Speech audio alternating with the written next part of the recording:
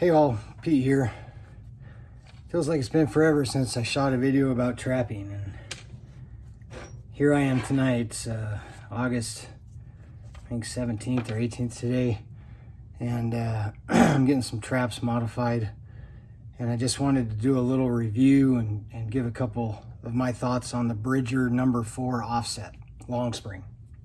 This trap right here, I went against my own rules and ordered some of these. I usually will only use stuff that's made in America, so I've got a lot of old Victors and Blake and Lambs and a lot of Sleepy Creek, and I only used long spring traps. And last year I gave a whole bunch of traps away to a kid that I kind of have helped get into trapping, and I've kind of mentored him.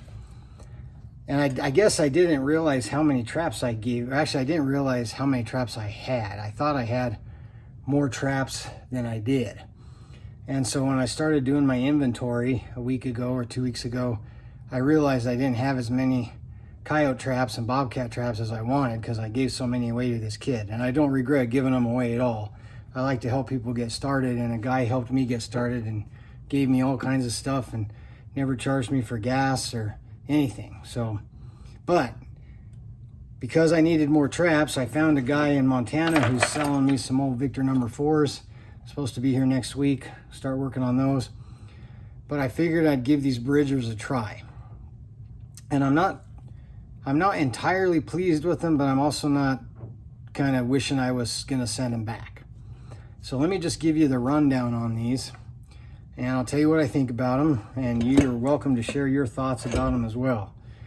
So the Bridger number 4 offset, I gotta say, I'm pleasantly surprised with how heavy duty the steel is. I made in Taiwan. I was just thinking, oh my God, I'm ordering a tinfoil trap. And the steel is pretty darn good on them. I really do like the steel. I like they rounded the edges on the offset. Not all companies do that. A lot of old offsets I have weren't rounded. They close up tight, they close fast. The pan is pretty good size, pretty good size pan. I almost don't know if I'm gonna expand these for cats, or I might just leave this pan on them. No, I'm gonna expand them. Who am I kidding? But anyway, the pan's pretty good size, and the chain that they come with is nice and sturdy. So there's the good. Here's the bad. First thing, the J hooks that come on this chain, pretty soft. So I'm replacing all the J hooks with J hooks from the MB Crunch Proof swivels, including the J hook up here where it attaches to the long spring. They're just real soft. They feel real soft. They bend real easy. They bend open real easy when I open them up. So didn't like that. 2, they only come with that much chain. And I know that's okay for some guys, but if you've watched any of my videos, I like to have at least 18 inches, maybe 24 on my double longs for coyotes and bobcats for a lot of reasons. I don't always use it all when I first set it. Sometimes I'll set it and choke it way down, and then after I get one, I'll extend the chain out and set the trap closer to the edge of the catch circle, so that the next animal doesn't have to come all the way into the catch circle. But I just like having more chain because I'd rather have it and not need it than need it and not have it. So you do need to put some, at least I need to put some chain on them.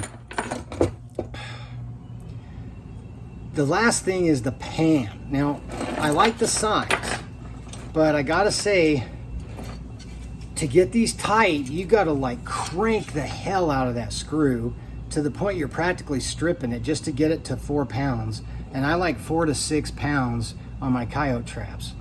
I am a firm believer in pan tension, man. I didn't used to be. All my coyote traps were just flapper pans, old Victors and stuff.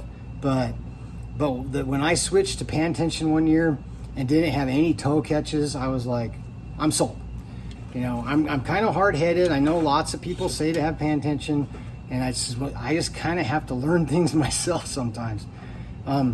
But here's the deal with the pans is, first of all, you got to crank really, really hard on the screw to get it tight, to get it just to 4 pounds. The second thing is there's some creep. I don't know if you can see that creep. There's a good 1/4 inch of creep in every single pan. Now, you can kind of avoid it by setting it and then pulling that creep down, and then it'll sit right there and there's no creep. And I could probably night latch these, which would also take care of that problem as well. But I don't like creep in pans. I do not like them Sam-I-Ams, right? I do not like creep in a pan. So I can make do with these this year, and then what I'll do next year is convert them to the pit pan system, which is what I put on all my double longs except my Sleepy Cricks, because I can adjust the pan tension on those okay. But all my old Victors and Blake and Lambs and my old Diamonds and all my old double longs, I've converted to the pit pan system, and I highly recommend that for double long spring trapping. Last thing, the neutral. This isn't good, isn't bad, depends on preference. We're on the end of the spring here for the point of contact. A lot of guys prefer, a center swivel under the base plate. I have both kinds. I don't really care, honestly. So it doesn't matter to me where it is. But I know a lot of guys prefer here. So, like I said, the steel feels good. The chain's nice. They're smooth, they're fast, they're strong. Good sized pan. It is an adjustable pan, but it takes a lot of work. It's kind of a downside. There's some creep in the pan. The J hooks feel really soft, so I replaced them. And you're gonna need to add some chain if you like some chain on your traps. So I also just gonna hold up, I use these a lot, these J.C. Connor stake holders. I really like these because, especially for bobcat stuff, because I can use a D-ring to hook these onto a drag, and then you don't have the double stake holder like dragging on stuff. I like these. These are kind of cool. You do want to put a swivel right on the end of it, but I've come to really enjoy these. Most of my coyote and bobcat traps still have the double stake, swivel on the end, but about a third of them have these J.C. Connors, and I really like those stake holders. So that's the number 4 Bridger double long spring offset. If I get some catches in these this year, I'll post some videos, and if you use these or have used them and you have thoughts on them, please leave me comments and tell me what you think of them, because this is my first year using some of these. Till next time, remember, God is great, guns are good, and freedom is precious. We'll see you.